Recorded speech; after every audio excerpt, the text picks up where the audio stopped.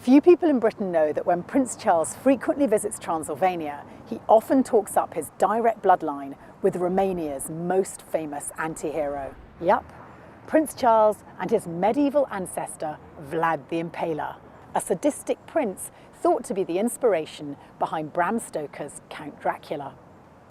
But Vlad had a cousin who was a far more impressive fighter and who left present-day Romania the most spectacular of gifts: Moldova's jaw-dropping painted monasteries.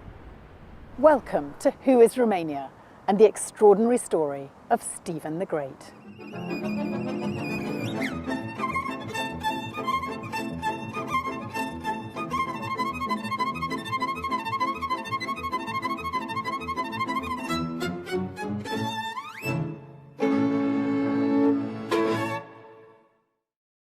Proof that today Stephen the Great, or Ștefan cel Mare as locals know him, is more cherished than his famous cousin Vlad the Impaler was when a TV contest in Romania asked the public to decide who the 100 greatest Romanians were of all time. Stephen comes in at number 1 and Vlad the Impaler at measly number 11. There was a joke at the time that Stephen the Great was voted in by all his Moldovan descendants. Yes, he had a bit of a reputation with the ladies and apparently more love children than Boris Johnson. Our Romanian Casanova was married at least 3 times. A flamboyant character, this 15th century prince lends well to the remoulding and telling of a heroic Romanian story.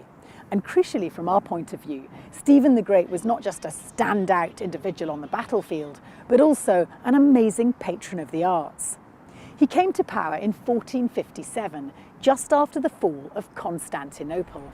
That was a big deal. The gateway to Europe had succumbed to the mighty Ottoman infidel. The Turks were literally hammering on the door.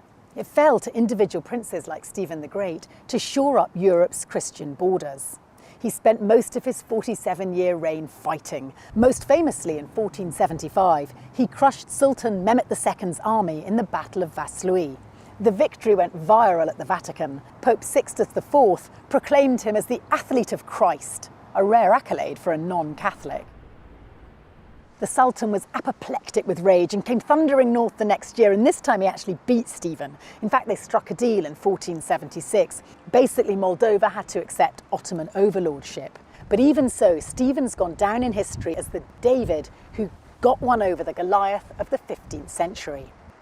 So how did he manage this kind of PR when in the end Stephen had to bend his neck a bit to the Ottomans? Well, and here is where it gets interesting for us. Stephen was a very canny operator. He didn't just win battles, but he celebrated his many victories with the most exquisite art and architecture that's made sure we can never forget him. Long before social media, this man knew a thing or two about image building and propaganda. With enemies on every side, Stephen the Great had always been a tireless builder, constructing citadels and fortifications, restoring his princely seats. But from 1487, he started to focus on commemorative art and monuments, lending neatly to the legend that after every one of his successful battles, he built a monastery. During his reign, at least 30 of the most beautiful medieval Orthodox churches were erected. The painted monasteries, eye candy, that mix Byzantine art with Moldovan magic. Most iconic is Voronezh Monastery. I admit I'm a bit biased. I've been there a couple of times and I was very struck by the religious fervour, the atmosphere of the place, with nuns tending the roses, the inside and the outside of a building that's frequently referred to as the Sistine Chapel of the East.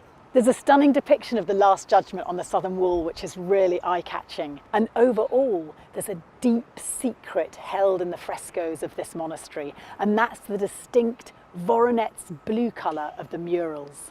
Unique in the world and almost impossible to replicate, it's still amazingly fresh today. But for lots of patriotic and faithful Romanians, it's actually Putna Monastery that's seen as the most important religious and cultural monument built by Stephen the Great. Legend has it he chose the site by firing an arrow from the steep hill that now bears a white cross. Come on, how else would a spectacular warrior choose his own burial site? Because yes, although Putna doesn't have spectacular frescoes like some of the others, it's not only home to one of East Europe's largest Byzantine collections, but it's also where he was buried in 1504. alongside two of his wives, who were both conveniently called Maria. Now, what's the takeaway from this legendary tale of Stephen the Great? Clearly, he was a fine politician, visionary, warrior, and a phenomenal builder. It was under him that Romania acquired the taste for painted monasteries, a tradition that many of his descendants continued.